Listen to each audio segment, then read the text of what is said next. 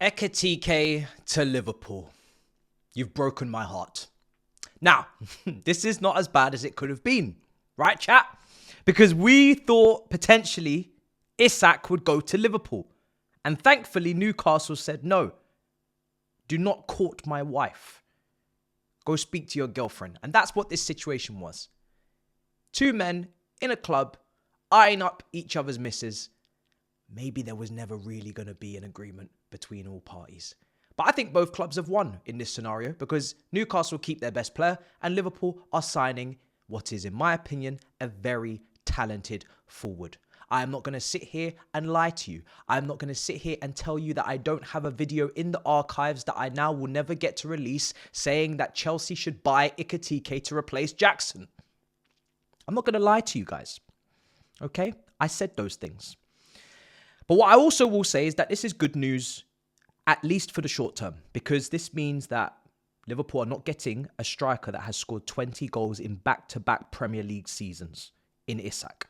Because some of you were in my comments telling me, it's not that deep if they get Isak. Oh, it's not that deep, bro.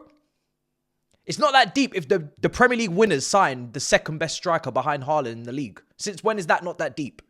So for me, this is at least good news in that sense that we know that Ekitike at least maybe has to adapt, maybe has to settle in with the pace and the physicality of the Premier League, and hopefully those things slow him down. But like I said, this is a very talented forward. For me, this is someone that obviously was at PSG. Campos signed him.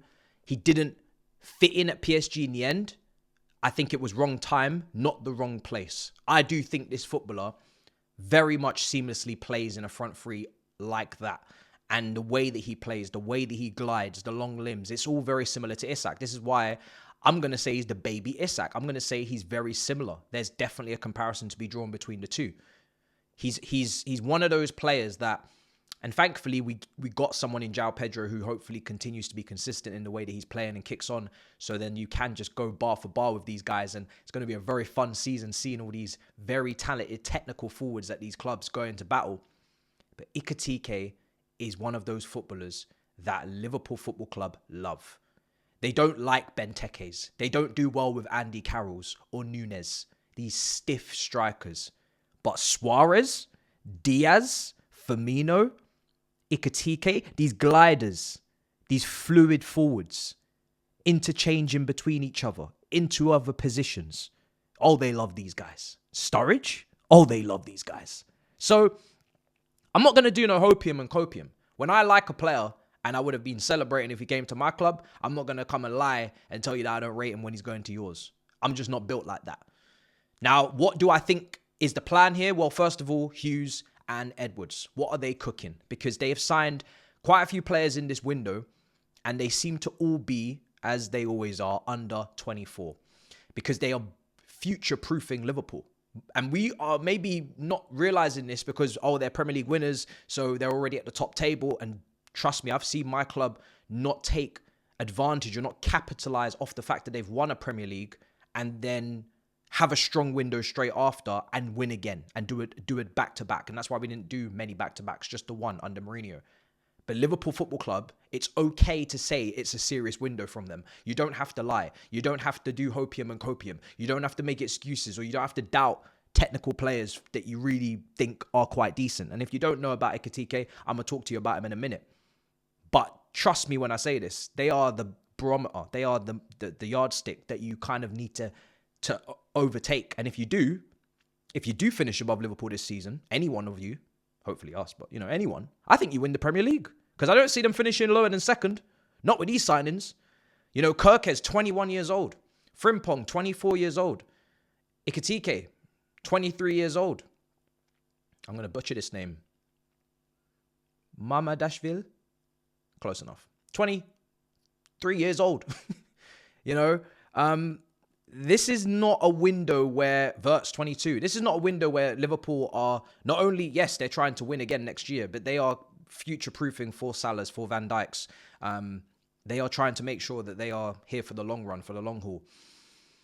This is a striker that comes in and they are trying to obviously balance out that attack. We saw Salah put up stupid numbers last season in terms of the percentage of Liverpool's goals. He was basically the entire attack at times, creating for others, the outside the left boot, into the box, and no one finishing, no one putting the ball in the back of the net.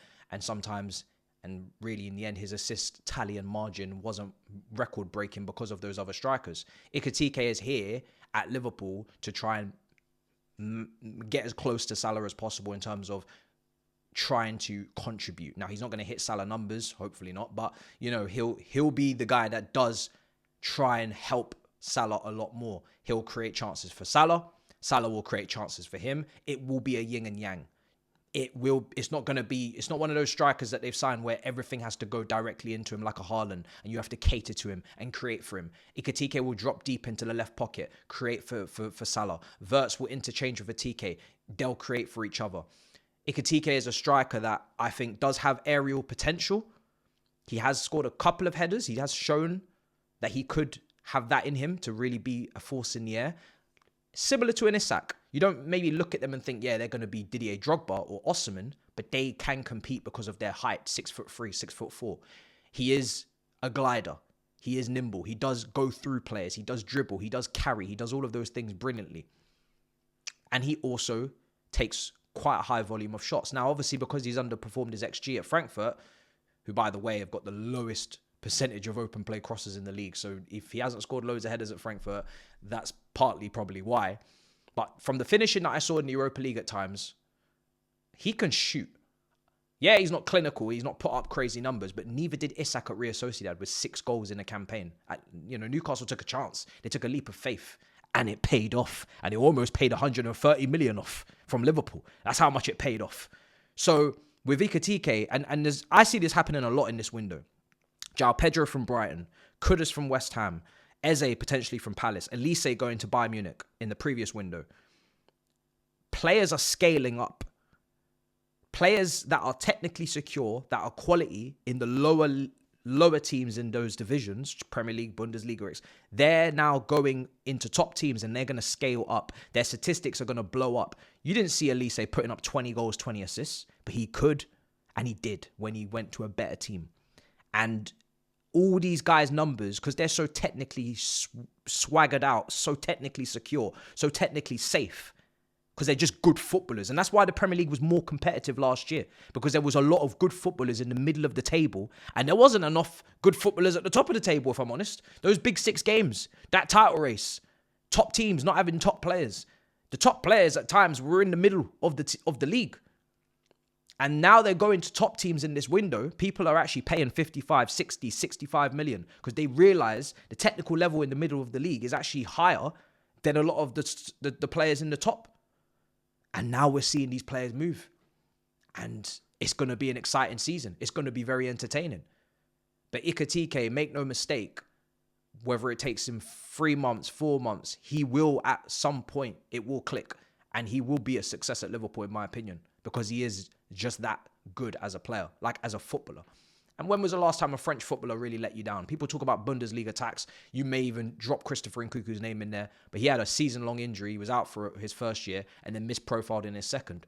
We even see in the Club World Cup, okay, we're actually seeing he's actually a very good footballer. This is why he almost made the France national team squad. So for me, don't doubt French forwards at your peril, at your own demise, you know. At Frankfurt, he played in the front 2. He played in the 3-4-3. He played with Mamouche. At times, he obviously played by himself. Liverpool are obviously going to use him as a striker. But don't be surprised when you see Salah really high up next to him and they almost play over front 2. And Frimpong's bombing down the right, really, you know, being that winger/wing back as he does. And Kerkez is doing exactly the same on the left. And then Wirtz is just in the pockets. And then they just defend with the 3 and 2 defenders like they used to do under Klopp. Szoboszlai's in there just up and down, you know. McAllister, Gravenberch doing as they did last season. Van Dijk, if it's Konate, if it's Mark Guehi. That's what Liverpool are going to do. Now, before I leave you, there's some money left over, unfortunately, ladies and gentlemen.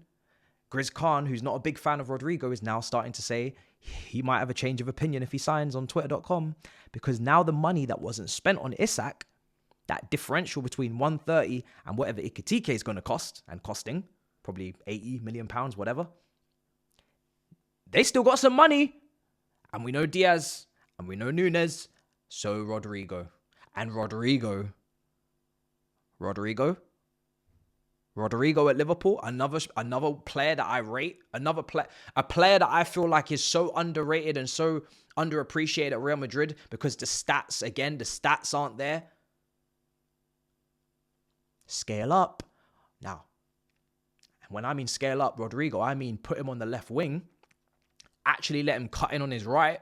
I even saw Willian at Fulham starting to cut in on his right after spending his whole time at Chelsea on his right foot on the right wing. And he was starting to get some curlers at 36 years of age. Put Rodrigo on that left wing, the hardest worker out of all of those Real Madrid forwards. Plenty of talent, plenty of experience at 24 years old. Fits Edwards and Hughes' under 24 model. Oh, brother. We're going to really sit here and pretend like we're not really going to take that seriously? Yeah, we are. Because we're not stupid, okay? So, listen. Hopefully that doesn't happen. But I can smell it from a mile away. And Arsenal are apparently out of the race. So, guys, it is what it is. João Pedro versus Ekitike versus Isak versus Hairline versus Gyökeres versus Solanke versus Watkins. We're going to have some fun this season. So, let me know what you think in the comments down below.